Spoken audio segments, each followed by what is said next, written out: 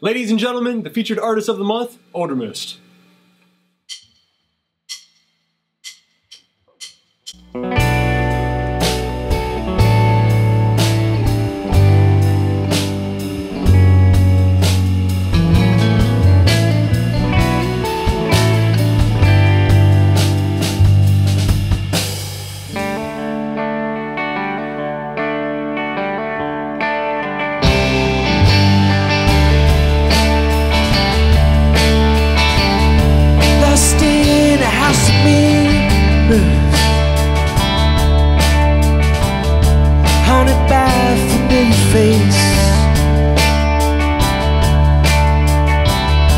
But you wave at your reflection. You move, then walks right past. You stood in shattered glass. No, you don't belong to feeling. Couldn't even if you wanted to. The smoke, but not fire. Break through with a sadness reach. Still from hostile shapes.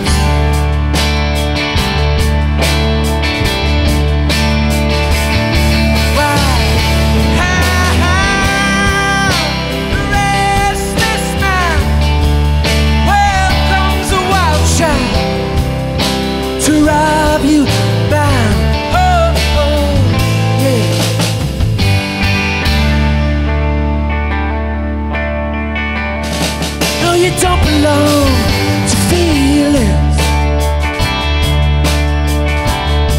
Crack open the facade. But you're pushing out the beggar. Break through with a broken jaw. Yeah, you do.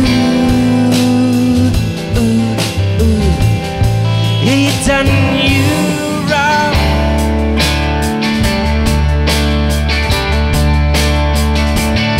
Why? The restless man. Welcome to Wild Child to rob you blind. Oh yeah.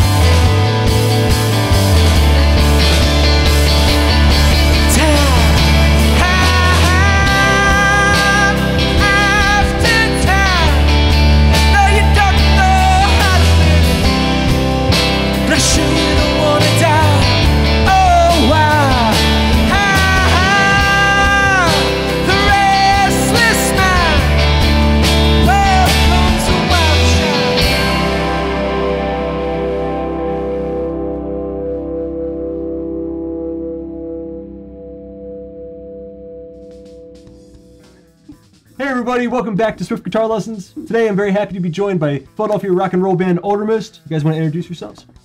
I'm Steven Robbins, and I play drums. I'm Dan Wolgamuth, and I play the bass. Bradford Bucknam, rhythm guitar and sing. And Mike Sobel, lead guitar. Cool, you guys want to tell me what's going on? You're the lead singer, Brad, so maybe you want to... Yeah, I think it's it's fair to say we're almost done tracking our new record. We've been working on this collection of songs for 3 years now. Steve serves as our in-band producer, engineer. A lot of the burden of recording, because we do recording on our own at home, falls on his shoulders. So throughout this tracking experience, we've been able to take our time, put songs out there, sit with them for months sometimes, like years in a couple cases, and start with basics and then just experiment, making the songs more and more interesting. So we should have news on what we're going to do with this record in the next couple months. What's your songwriting process like? Are you guys like more of the jamming type of band where you get together and just kind of get some ideas out there, or is there a primary songwriter? You know, I'll bring chords into our rehearsals. We really like jamming, and we're pretty good at jamming. Sometimes it's easy to, I think with jamming, you can either have an idea come out of it or rest on ideas that you always go to, right? So like, there has to be a way that jamming can bring some creativity to the songwriting process. But I will bring something very simple in, and then we'll work on it, try to say, let's do this a couple different ways.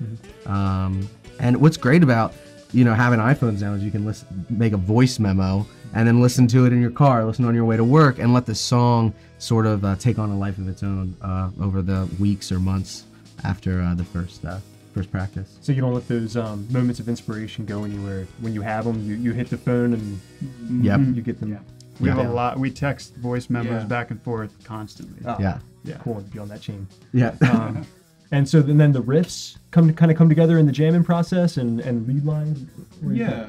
I mean, usually Bradford has a song pretty well written, like lyrics or some idea for lyrics and chords, and he brings it to us. He starts playing the chords and just start, maybe if it's an A, you know, moving through the A pentatonic scale, and then land on something that sounds nice when it's repetitive, and then kind of build it from there. Is there anybody that you kind of think of, or certain styles that you kind of gravitate towards more than others? It depends what song he's playing. So he might play a song and it immediately strikes me as a Stonesy vibe, or he might play a song and it strikes me as a Beatles vibe, or, you know, so on and so on. So then I just kind of go with that, you know? Yeah, because I think this iteration of the band is 3 years. Is that Somewhere around there. somewhere around that? Yeah. And so I think we're getting really comfortable listening to each other when we play. And I always thought that as we progress, I'd start playing more, right? You kind of think like, I'm gonna get better, I'm gonna be putting more information into the song. But actually, as we're becoming more accustomed to playing together, it gets more natural, playing less. No, I don't need to just strum and just kill my guitar when I can let something nice sort of breathe and make room. And so for like a pretty you know, we have a lot of our sound could be conventional rock and roll, although we try to do something to make it more interesting. We are making room for things like guitar solos, but we don't want it to just be here's the climax of the song and like a shredder moment. Right. How does a guitar solo fit into the verse? Right. And so I think that a lot of that's just listening, which took years to learn. I don't know, Steve, I think when you are listening to these songs, or when you're coming up in the recording process of coming up with a drum beat, what's the first thing that comes in your head? Or Well, there's usually some sort of rhythm happening already between chord changes in the progression, or when we're kind of starting to feel out what a song's going to be. I think there's always some sort of basis, or sometimes you do just have to make something up, sort of fill in the gaps in time and stuff. A lot of times there's rhythmic information with the way you're playing, or the way anyone in the band's playing, and you just sort of latch onto it and let it be, but you learn how to build off of it and support it, essentially. That's an interesting point. I've gotten this question on the channel a lot. How do you know what to play to a drum beat if you're jamming in a band kind of setting?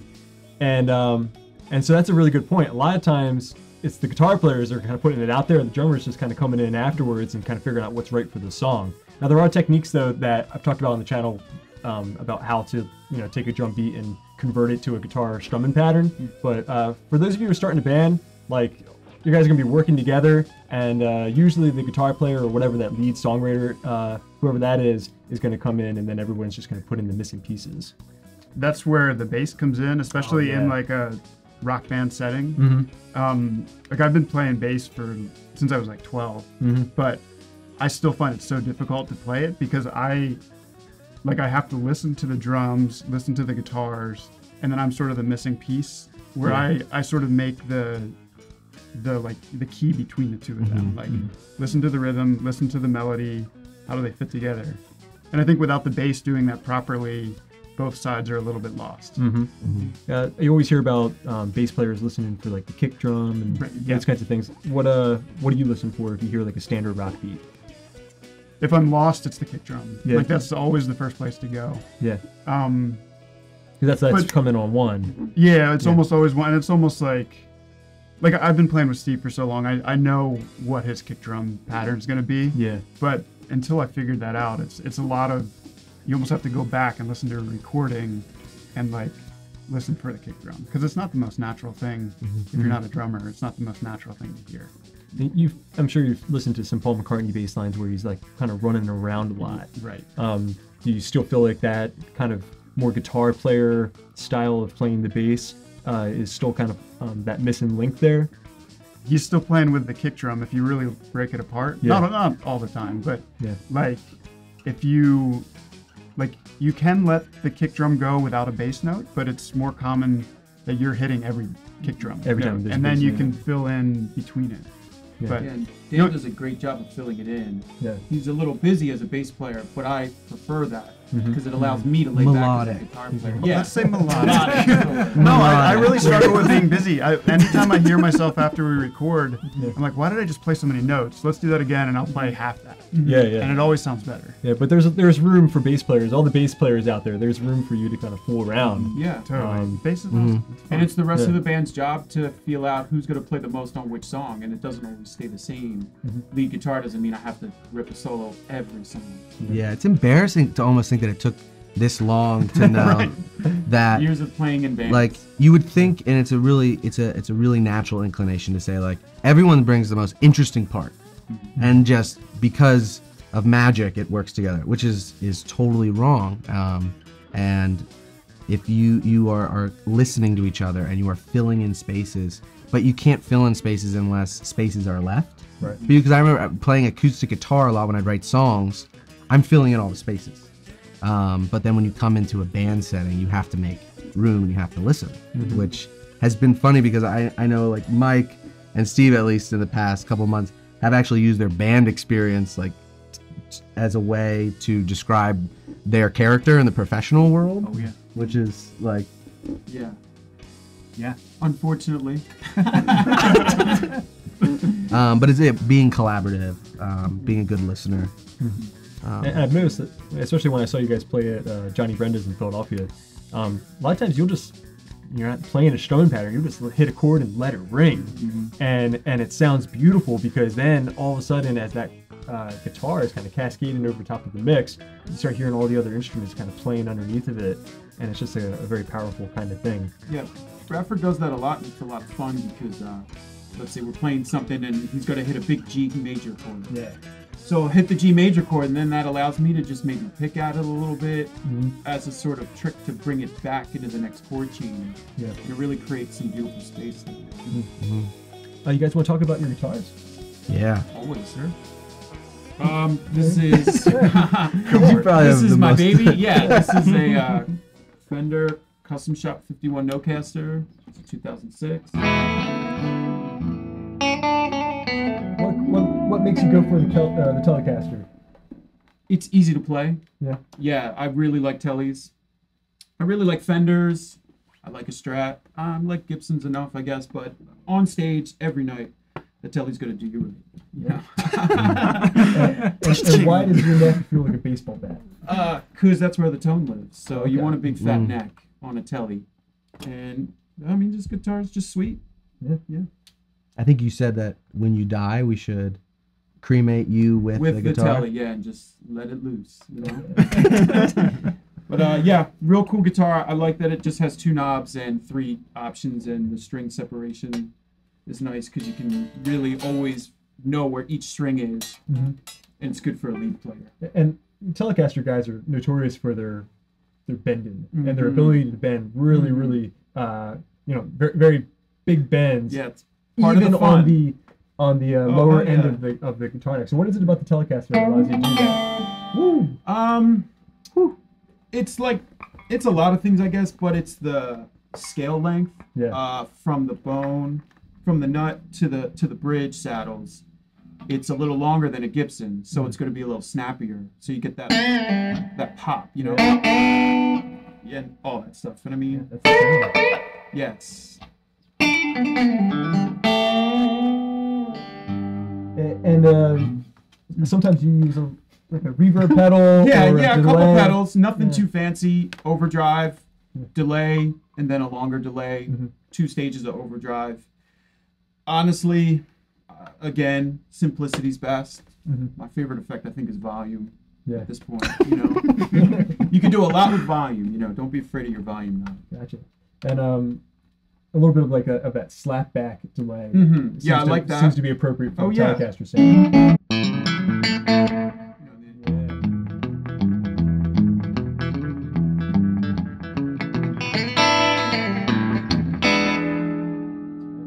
See, you can be sloppy, and then the delay hides it. Cool, man. So how about you, Bradford? What do you got? Yeah, so this is Epiphone Sheraton. I was playing acoustic guitar for a lot of years, not only in a writing context, but live.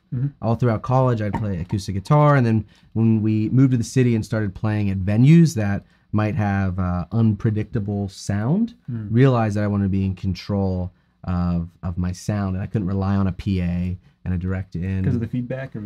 Feedback, you're also like not know if you're going to get a monitor. And so that was the first sort of inspiration to go electric, but then just realizing the versatility that you get from this, and again, how I can play less, but just having more sustain.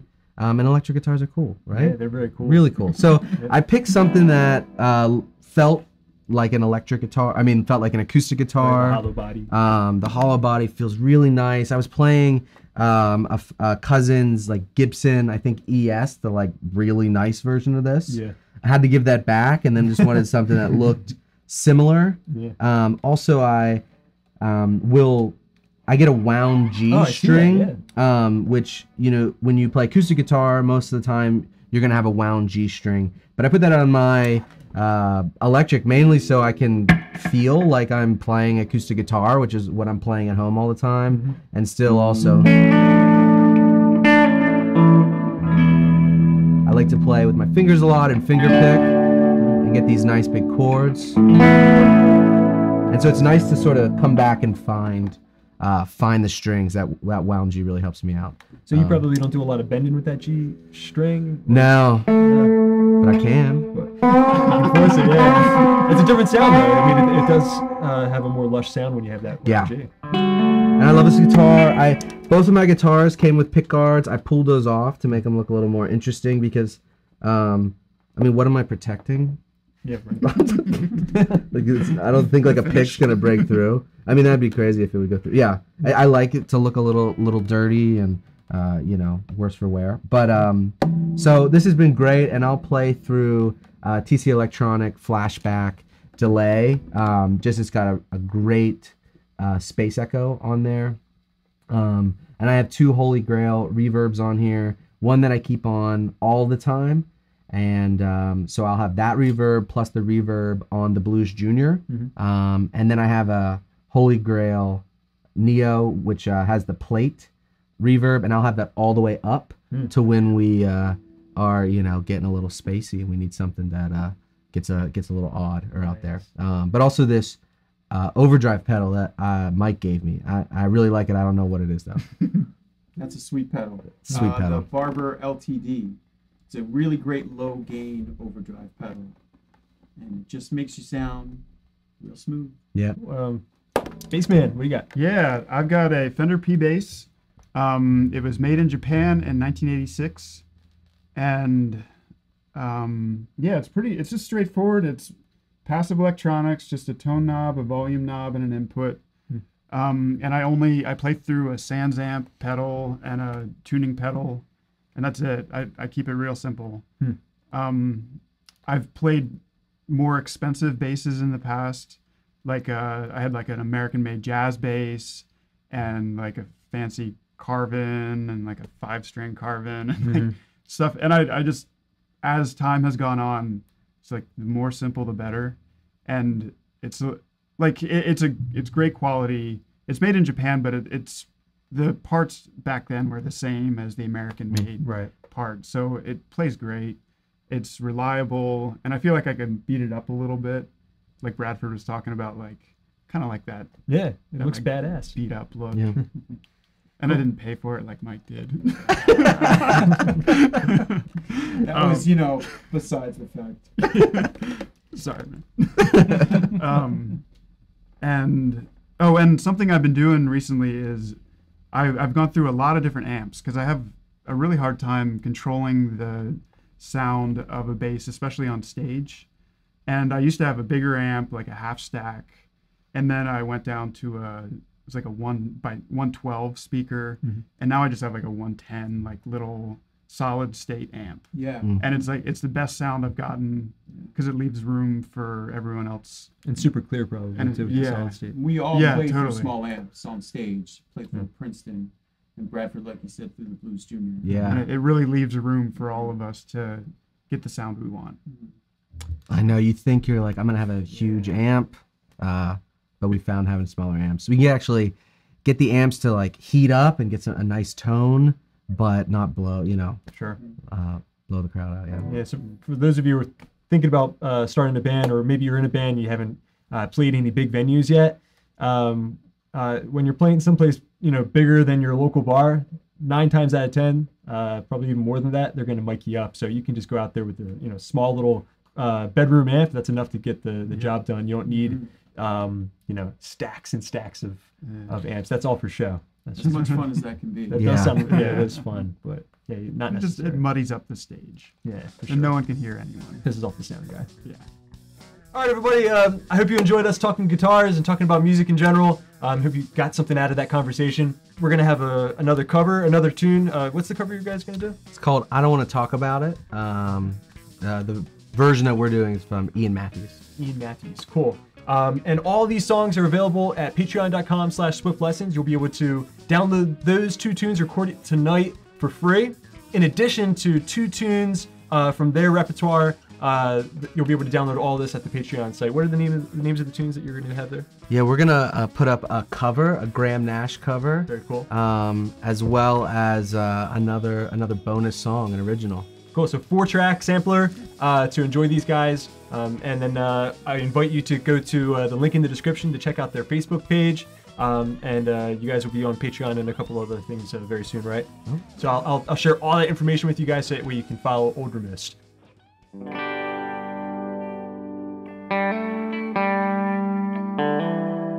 I can tell by your eyes that you've probably been crying forever.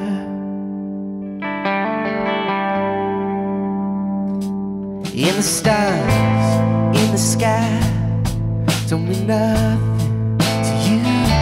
They're mirror.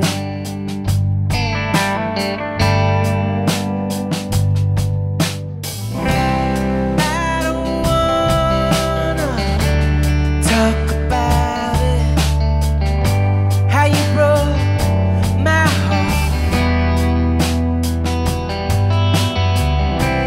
If I stay here just a little longer, if I stay here, won't you listen to my heart?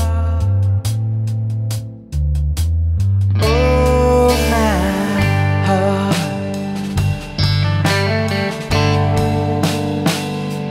If I stand here alone, can the shadow hide the color of my dream? Blue the tears, dark the night when you're not here, and the stars in the sky don't mean nothing to you. They're